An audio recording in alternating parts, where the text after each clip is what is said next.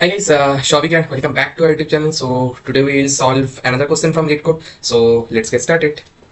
Yes. So today we have solving questions with brain power. Yeah, we know that to solve any questions we need brain power. So let's see how much brain power we need actually to solve this question. Yeah. So on this question they have given a zero index 2D integer array questions where questions of I is the point I and the second elements of question of I represents the brain power we need to solve that particular question. Now the array describes the questions of an exam where you have to process the question in order.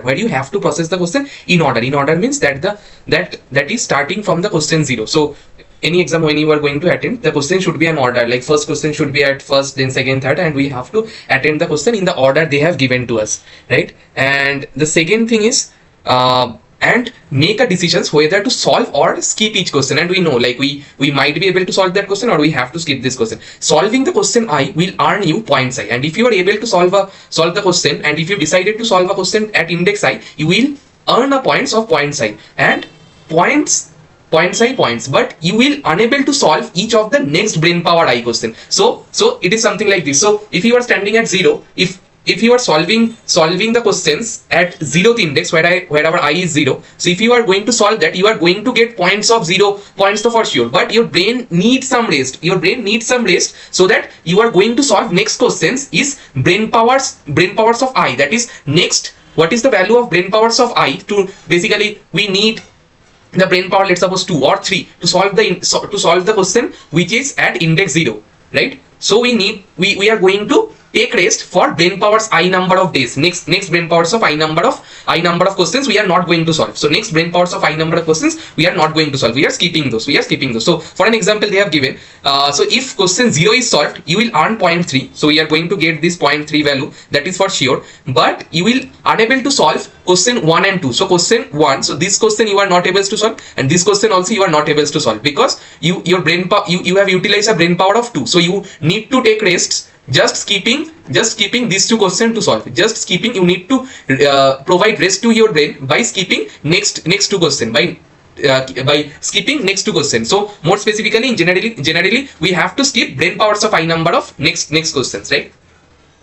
If instead of question 0 is skipped and question 1 is solved, you will earn 4 points. Now rather than solving the first question, if you skip this question and you are going to solve the question at 1th index, so you will get a points 4. You will get a points 4 for sure, but you will be unable to solve question 2 and 3 because your brain needs 3 questions to skip to take its full rest, or to take complete recovery of it. So you will going to skip next 3 questions. So altogether we have 2 questions, so we are not able to solve any questions further. It is as simple as that. And like this way we have to return the maximum points you can earn. I think the question is very straightforward, and so I think you guys got the gist, but let me just iterate you to the test cases also they have given so that you can get the entire gist of this particular question. So on this particular test case, if you are going to solve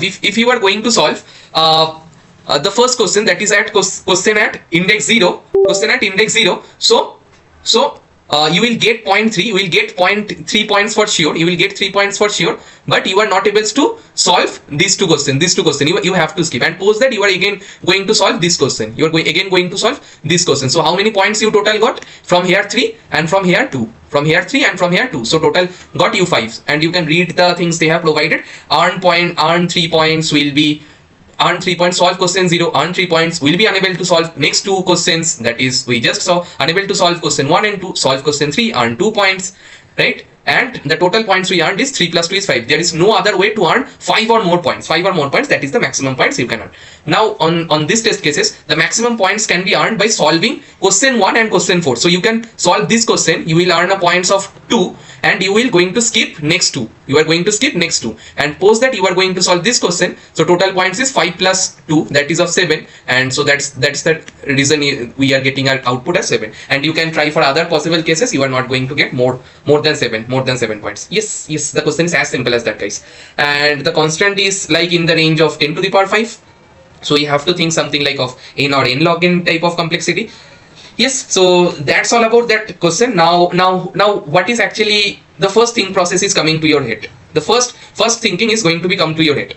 Are you guys able to identify a choice? Are you guys able to identify a choice? If we are standing to a particular question I, if we are standing at a particular question I, we have a choice. We can either solve it, then we are get a point psi of that question I, we are going to get a point psi. But if we are not going to solve that particular question, we can take the very next question. But if we are going to solve this particular question, we are getting the point psi. But what is our next transitions? We are going to skip next brainpowers of I question. Yes, that so we have two choices. Either we can solve it, then we are going to skip next that many questions of I, that is of if yes, if we are solving, and if we are not, no matter, we are not going to get any points, but we have the liberty to solve the very next question. I think that is a very standard choice based question. And if where you have this choice things, what is the first things is going to become to your brain is recursion. And if you are able to write the recursion of this particular question, then just create a DP array and convert it to DP. So yeah, so still let me just go to you the recursive code, how it should be, so that the actual solution should be your brain, should be stuck to your brain. When similar type of question is going to be asked, furthermore you are just going to directly write the recursion, and just 1 to 2 minutes tweak changes you have to do to your recursion, and it is going to be completely DP based question, which is going to, from exponential complexity, you will make it to the changing variable level complexity. So yes, so we start, right? We can write, right? Yes. So we have a helper function. We should have an helper function, right? We should have an helper function. That is our helper function. What things we can take? We just need an index. Right? We just need an index. So which index we are standing initially, right? And we can start our function. And if what should be the base case? So there should be some base case. We will write it later. And what's next for DP? If what is the changing parameter? How many parameters we have started with our function? Only one parameter. So if DP of index is what is it? Not equals to oh shit, we have something written here. Wow. Or let's start from here. So we have an helper functions. We have an helper functions. The helper functions, what actually things we are interested, which index we are standing. So initially let's take only index for now. And if we identify any more variables we need, we can introduce later incrementally, right? And so our function has start from here. Now there should be some base cases we will consider later, but at least write the DP things. What is the changing parameter? Currently we have it. We only have index. And if DP of index, what it is, not equals to -1, that is very standard DP, not equals to -1, then we have already computed the things. Then why not you are returning your DP of index from here itself? Yes, we will do. Otherwise, and if it is not, and we are able to land at index point, then we have choices. So let's suppose we defined a result variable here. We have this result variable defined. So result have two things. Either we can take, either we can't take. So what? And we have to take the maximum of those. So maximum of what? Maximum of either we can take. If we are going to take, what is the name of these particular things? That is of questions. Okay. So the name is questions. So if we are going to take questions of index of, if we are going to take this question, if we are going to solve this particular question at index where we are standing, then we are going to get the points, and we know points is the 0th one.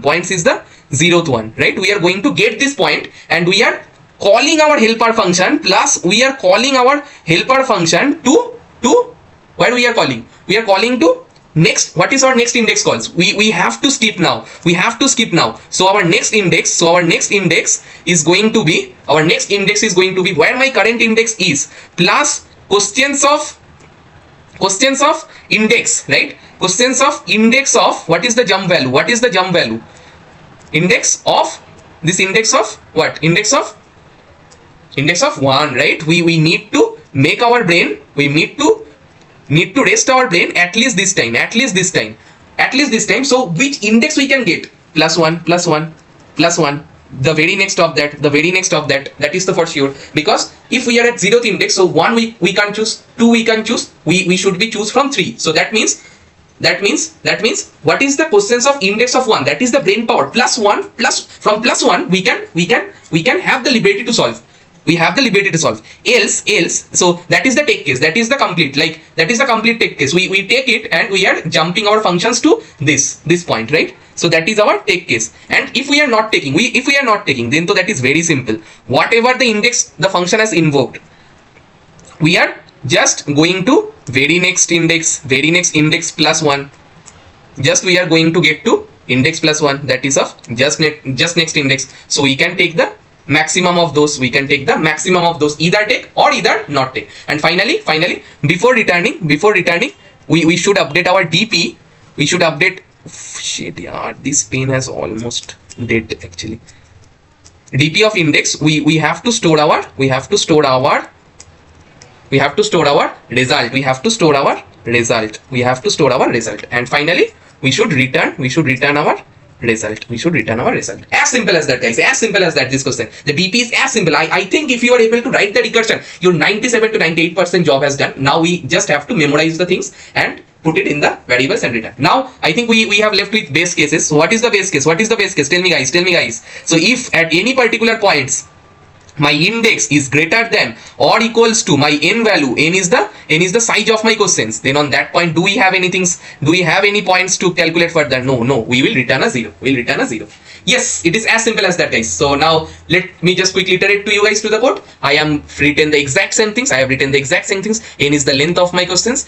I have initialized my DP with -1 and I am calling my helper functions landing at starting from the very first index, starting from the 0th index.